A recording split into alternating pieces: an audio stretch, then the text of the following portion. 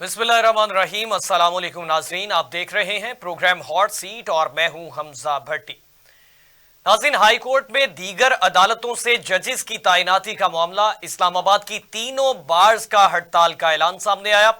इस्लामाबाद की तीनों बार्स ने इस्लामाबाद हाई कोर्ट में दीगर हाई कोर्ट से जजेस की मुंतकली के फैसले को मुस्तरद करते हुए कल हड़ताल का ऐलान कर दिया। इस्लामाबाद की तीनों नुमाइंदा बार काउंसिल्स के मुश्तरका इजलास ने 3 जजेस के इस्लामाबाद हाई कोर्ट मुंतकली का नोटिफिकेशन वापस लेने का मुतालबा किया है। मुश्तरका अलामिया में कहा गया कि पीका एक्ट के जरिए मीडिया को फतह कर लिया गया। इस्लामाबाद हाई कोर्ट को फतह करने की कोशिश की जा रही है। करारदाद के मुताबिक बार काउंसिल्स 3 जजेस के इस्लामाबाद हाई कोर्ट मुंतकली को के नोटिफिकेशन हर फोरम कर चैलेंज करेंगे। उन्होंने कहा कि जुडिशियल कमीशन का सुप्रीम कोर्ट के जजेस की तैनाती के लिए 10 फरवरी का इजलास भी मौखर किया जाए। इस्लामाबाद हाई कोर्ट के जजेस के खत के साथ हैं, चीफ जस्टिस हाई कोर्ट से ही लगाया जाए। करारदाद में कहा गया कि 3 फरवरी 11 बजे तमाम बार काउंसिल्स के जेर एहतमाम वकला कन्वेंशन का इनेकाद किया जाएगा। इस्लामाबाद हाई कोर्ट और मातहत अदालतों में 3 फरवरी को वकला हड़ताल करेंगे। इस पे बात करेंगे और इसके साथ साथ इस पे बात करेंगे जजेस की ट्रांसफर आइन के तहत हुई, जो अच्छा इक़दाम है। मजीद सूबों से भी जजेस आने चाहिए। चीफ जस्टिस ऑफ पाकिस्तान की जानिब से इस पे रिमार्क सामने आए। इस्लामाबाद में इसमें प्रेस एसोसिएशन की तकरीब हल्फ बर्दारी में उन्होंने शिरकत की। उन्होंने खिताब में कहा कि इसमें जो है इस्लामाबाद हाई कोर्ट के जजेस ट्रांसफर पर बात करना चाहता हूं। इस्लामाबाद विफाक की अलामत है। हमें स्कूल में भेजा जाता है कि आप जेंटलमैन बनकर आए। जस्टिस याहिया अफरीदी ने कहा कि मैं क्यों जजेस ट्रांसफर पर राजी हुआ हूं। उन्होंने उसकी वजह भी बताई। उन्होंने कहा कि जजेस की ट्रांसफर आइन के तहत हुई है। एक बलोची बोलने वाला जज आया है और सिंधी बोलने वाला जज आया है। विफाक पूरे मुल्क का है। आर्टिकल 200 के तहत अच्छा इकदाम है। मजीद जजेस भी दीगर सूबों से आने चाहिए। इन तफसीलात पे बात करेंगे। हमें ज्वाइन किया है सीनियर माहिर कानून है तैयब महमूद जाफरी साहब ने। जाफरी साहब, बहुत शुक्रिया सर, आपने कीमती वक्त दिया। सर, आप इसको किस तरह से देखते हैं? जजेस की तैनाती वाला मामला है और इस पे तीनों बार्स इस्लामाबाद की हैं, उन्होंने हड़ताल का ऐलान किया। दूसरी जानिब चीफ जस्टिस ऑफ पाकिस्तान के भी जो है वो इस हवाले से बयान सामने आया। क्या कहना चाहेंगे? जी वेलकम जी। मैं आपका सवाल जो है ना, ये काफी जवाब जो है ये तवील हो जाएगा, लेकिन मैं छोटी सी ना गुजारिश करके फिर आगे चलता हूँ। मेरा ज़ाती ख्याल ये है कि ये ट्रांसफर जो हैं, these transfers to the Islamabad High Court are not in violation of the Constitution of Pakistan at all. Article 200 अगर आप पढ़े ना कॉन्स्टिट्यूशन का, तो वो अलाउ करता है आइन सदर पाकिस्तान को कि वो दूसरी हाई कोर्ट्स के एक हाई कोर्ट के जज को दूसरी हाई कोर्ट में ट्रांसफर करने का इख्तियार रखते हैं। इसमें 2 हदूद का तयन कर दिया गया। एक तो मुतल्लिका जज का कॉन्सेंट और दूसरा उस कोर्ट का चीफ जस्टिस नहीं ट्रांसफर किया जा सकता। अब इसमें एक बात जो सामने आई है वो ये है कि वो जो ट्रांसफर होने वाले जज आएंगे, मिसाल के तौर पे जनाब सरफराज डोगर साहब लॉर्डशिप, बड़े अच्छे जज हैं हमारे लाहौर हाई कोर्ट के। मैं जाती तौर पे समझता हूँ इंसाफ पसंद भी हैं, बड़े खुश अखलाक, खुश गुफ्तार और स्माइलिंग फेस वाले जज हैं। उनसे कभी अनॉयंस नहीं होती बार को। लेकिन उनके बारे में ये एक आप समझने तासुब पाया गया कि वो एज अ सीनियर जज अपॉइंट होंगे, प्यूनी जज in the Islamabad high court. वो अगर तो 2015 से हाई कोर्ट के जज अगर एलिवेट हुए थे, तो वो 10 साल में मेरे ख्याल में सीनियरिटी अटेन कर चुके हैं और वो उस सीनियरिटी की बुनियाद पे प्यूनी जज मुकर्रर हो सकते हैं। ये तो है एक पहलू।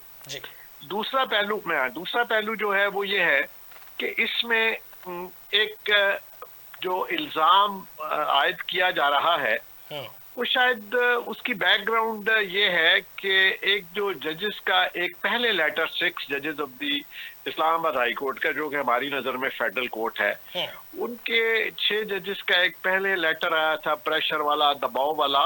तो उसके बाद एक और 5 जजेस का, मोहतरम जज साहिबान का एक लेटर आया, जो अभी रिसेंटली चीफ जस्टिस और chief justice Islamabad high court, chief justice of the honourable supreme court of Pakistan, chief justice Lahore high court, chief justice Balochistan high court, as well as to the president of Pakistan, ये जो खत लिखा गया ना, इसमें کچھ لوگوں کو, کچھ جج صاحبان کی سینیرٹی جو وہ کمپرومائز ہو رہی تھی. یہ تو ایک پرسنل موٹیو تھا نا, ایک پرسنل سمجھیں ایک اپریہینشن تھی جس کی بنیاد پہ یہ لیٹر لکھا گیا. اب باروں کا مسئلہ یہ ہے کہ ہماری بد نصیبی یہ ہے کہ ہم آئین کو اور سارے اخلاقی اصولوں کو سیاسی مخالفت کی بنیاد پہ نظر انداز کرتے ہیں, اچھے اور اخلاقی اصولوں کو اور قانونی باتوں کو, اور مخالفت برائے مخالفت پہ اتر آتے ہیں. میں یہ سمجھتا ہوں کہ اس ٹرانسفر میں کوئی غیر آئینی بات نہیں ہے, لیکن یہ جو ایک اپریہینشن ہے کہ اب اسلام آباد ہائی کورٹ کو فتح کیا جائے گا یا اس ہائی کورٹ سے کچھ حکومت اپنی مرضی کے فیصلے صادر کروائے گی, تو یہ ایک خدشہ ہے. اس کا شاید حقیقت سے کوئی تعلق نہ ہو, لیکن میں جو بات ابھی آپ سے کرنے جا رہا ہوں وہ میں کہہ رہا تھا طوالت پکڑ جائے گی. دراصل یہ آؤٹ کم ہے, یہ ایک شاخسانہ ہے. سپریم کورٹ میں اس وقت جب عمر عطاب بندیال صاحب تھے اور ثاقب نثار صاحب تھے, ان کے زمانے میں جو سپریم کورٹ کو تقسیم کیا گیا نا دھڑوں میں, اور سپریم کورٹ کے دو دھڑے ایک دوسرے کے خلاف لفاظی کی جنگ میں اور آئینی الجھنوں کی جنگ میں الجھا دیے گئے, تو اس کا یہ آؤٹ کم, یہ شاخسانہ کبھی نہ کبھی نکلنا تھا. ہماری پرابلم یہ ہے کہ ہماری جو سپیریئر جوڈیشری ہے نا, ہماری اعلیٰ عدلیہ, جس میں سپریم کورٹ بھی ہے اور ہائی کورٹس بھی ہے, ان کے ججز پرسنل موٹیو پہ کھیلتے رہے, اسپیشلی چیف جسٹس صاحبان. وہ اپنی پولیٹیکل ایفیلیشنز کو ننگا کرتے رہے سر عام. انہوں نے کبھی یہ نہیں سوچا کہ یہ میرے منصب کے منافی ہے. انہیں اس طرح کی جو وہ پارٹیزن بنے اور اس طرح کی جو ایک محاذ آرائی شروع ہوئی نا عدالتوں میں, اس کا یہ شاخسانہ ہے اور اس کا نکلنا ہی تھا. بدنصیبی ہے کہ ملک کی اعلیٰ ترین عدلیہ جب تقسیم ہو جائے گروہوں میں یا گروپوں میں, تو یہ سب کچھ نیچے ٹرکل ڈاؤن نیچے آتا ہے. اس کا ایفیکٹ ہائی کورٹس میں آتا ہے, اس کا جو ہے اثر وہ فیڈرل ہائی کورٹ پہ آیا. اب مثال میں دیتا ہوں, اب اسلام آباد جو فیڈرل ہائی کورٹ ہے ہمارے لیے, کیونکہ وفاق کی عدالت ہے نا جی, اور وہ ایک آئینی عدالت ہے, تو اس میں چاروں صوبوں کے جج صاحبان جاتے رہے. وہاں دیکھیں بلوچستان ہائی کورٹ سے چیف جسٹس آئے, پنجاب ہائی کورٹ سے, لاہور ہائی کورٹ سے 2 چیف جسٹس صاحبان آئے, اور اسی طرح ابھی دیگر کورٹ سے, ابھی تو بلکہ فرنٹیئر سے بھی ایک جج کو ہونا چاہیے وہاں, تاکہ یہ جو باعث ہے نا جی کہ ایک بلوچی آ گئے, ایک سندھی آ گئے, ایک پنجابی, میں تو سمجھتا ہوں ابھی وہاں پہ جو ہے ڈیفیسٹ ہے, ابھی کچھ کم ہے جج صاحبان ابھی بھی. تو ابھی اگر سرحد سے بھی ایک جج صاحب کو ایلیویٹ کیا جائے, ٹرانسفر کیا جائے وہاں, تو یہ کوئی بری بات نہیں ہوگی. اور دوسری بات یہ ہے کہ ابھی کچھ دن میں ہائی کورٹس کے چیف جسٹس صاحبان بھی سپریم کورٹ میں ایلیویشن کے لیے نامزد ہونے والے ہیں. ایک یہ خدشہ جو ہے نا, یہ خدشہ ساری فساد کی جڑ ہے کہ جب جج صاحبان چیف جسٹسز ایلیویٹ ہوں گے, تو جو نیچے جس طرح پہلے سپریم کورٹ میں ہوا, جو جج صاحبان یا جو جج صاحب کیوں نہیں جائے تھے اور جن کو سپریم کورٹ کا چیف جسٹس بننا چاہیے تھا, الجہاد ٹرسٹ کیس کے فیصلے کی روشنی میں یا دیگر روایات کے مد نظر ان کو محروم رکھا گیا یا جو بھی, لیکن وہ ایک کانسٹیٹیوشنل ایفیکٹ تھا سارے وہ اس امینڈمنٹ کا. اب اس کو آئینی ترمیم جو ہے اس کو تو آپ, میں نہیں سمجھتا کہ بار کی جو تحریک ہوگی احتجاجی, جو بار کا ایک یونانیمس ایجنڈا ہوگا باروں کا, وہ باریں جو کہ اینٹی گورنمنٹ ہیں پالیٹکس, ان کا یہ نہیں, وہ آئینی ترمیم تو واپس نہیں کرا سکتی نا. آئینی ترمیم کو میرا نہیں خیال کہ موجودہ سپریم کورٹ بھی جو ہٹ کرے گی یا اس ترمیم کو چھیڑے گی. اب اگر جب تک وہ ترمیم موجود ہے نا جی, تو یہ مسائل جو ہیں یہ اسی ترمیم کی روشنی میں ہی حل ہونے ہیں. تو میرا یہ خیال یہ ہے کہ جو کہ وفاقی عدالت ہے, اس میں جو جج صاحبان کی ٹرانسفر ہوئی ہے کو بہت بڑا سانحہ نہیں ہوا, لیکن بار کا رائٹ ہے جی, بار کے عہدے داران اگر یونانیمس ایک ڈیسیجن لیتے ہیں تو میں بھی بطور لائر شاید اس فیصلے کا پابند ہوں گا، بطور ایک اسٹوڈنٹ آف لا، بطور سپریم کورٹ کے ایکنالج کرتے ہوئے کہ آئینی طور پر یہ معاملہ درست ہے اور اس میں اسلام آباد ہائی کورٹ ایکٹ سیکشن 3 کے آئین اس کی اجازت دیتا ہے، آئین میں اس کے بارے میں یہ کوئی آئین شکنی نہیں ہوئی، یہ پریزیڈنٹ کا اختیار ہے، آئین نے اسے دیا ہے، اور یہ جج صاحبان کا بھی حق ہے کہ وہ ٹرانسفر ہو۔ جعفری صاحب سوال، معذرت خواہ ہوں آپ کو انٹرپٹ کرنے کے، سوال یہی ہے کہ اسلام آباد ہائی کورٹ ایکٹ سیکشن 3 جو ہے وہ تمام وفاقی اکائیوں کی نمائندگی مساوی ہونے کا کہتا ہے، اسلام آباد ہائی کورٹ پاکستان کی یگانگت کی جگہ ہے، اس کے باوجود یہ قانون کے محافظ جو ہیں وہ پھر یہ آئین کے متصادم بھی فیصلہ نہیں ہے، پھر یہ ہڑتال والا پرسپیکٹو محض جو ہے یہ سیاسی مخالفت کی بنا پر ہے۔ ٹو سم ایکسٹینٹ دیکھیں، میں نے پہلے کہا کہ جیسے اوپر دھڑے بندی ہو گئی تھی نا، گروہ بنے تھے، اسی طرح پاکستان کی جو باریں ہیں نا، سپریم کورٹ بار ہوئی یا ہائی کورٹ بارز ہوئی یا پاکستان بار کونسل یا Punjab bar council, similarly in میں بھی جو دھڑے بندی ہے نا، یہ بڑی شدت اختیار کر چکی ہے۔ ہماری بد نصیبی ہے کہ کبھی بار جو تھی وہ ملکی سیاست سے مبرہ ایک ادارہ ہوتی تھی۔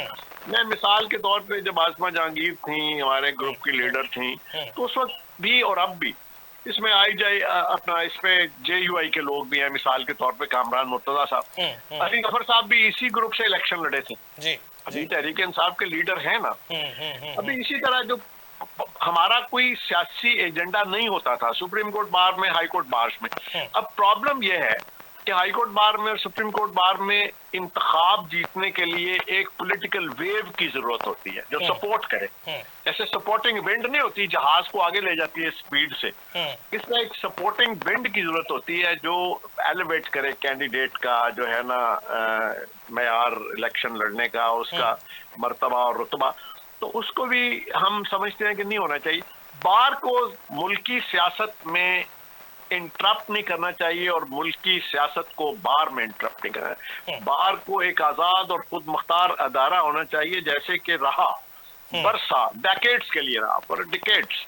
اب ہم بہت بری طرح گروہی سیاست میں الجھ گئے ہیں، اور میں اگر میری گستاخی معاف ہو جائے تو میں سمجھتا ہوں کہ یہ بیج افتخار چودھری صاحب نے بویا تھا۔ افتخار چودھری صاحب نے بہت سی روایات جو بار کی درخشندہ روایات تھی وہ برباد کر کے رکھ دی، وکلاء کا وہ جو رویہ تھا شائستہ اس کو برباد کر دیا، وکلاء کی برادری کو اللہ معاف کرے بدنامی کا سامنا کرنا پڑا، اتنا نوبل پروفیشن تھا، اس کو ہم نے نہ سڑکوں پہ آ کے گنڈا گردی کر کے کہیں نہ کہیں اپنا دوست دھاندلی جو بھی ہم کر سکے اس سے ہم نے اپنا اثر رسوخ اور احترام خود گنوا لیا ہے۔ یہ بیج ان کا بویا ہوا ہے، یہ ابھی تو چلے گا، پر میری رائے یہی ہے ادنا سی قانون کے طالب علم کی حیثیت سے کہ یہ کوئی غیر منصفانہ، غیر آئینی یا غیر قانونی کوئی ایسی حرکت نہیں ہے جس کو اتنا بڑا المیہ بنا کے پیش کیا جائے۔ That's my precise comment۔ اچھا جعفری صاحب، اس میں ایک اور پرسپیکٹو سامنے آیا جس پہ یحییٰ صاحب جو ہیں ان کی جانب سے یہ کہا گیا کہ فی الحال اس بارے میں جو ہے میں کوئی جواب نہیں دے رہا، وہ بھی سوال آئے گا سینیورٹی اور ٹرانسفر والا معاملہ۔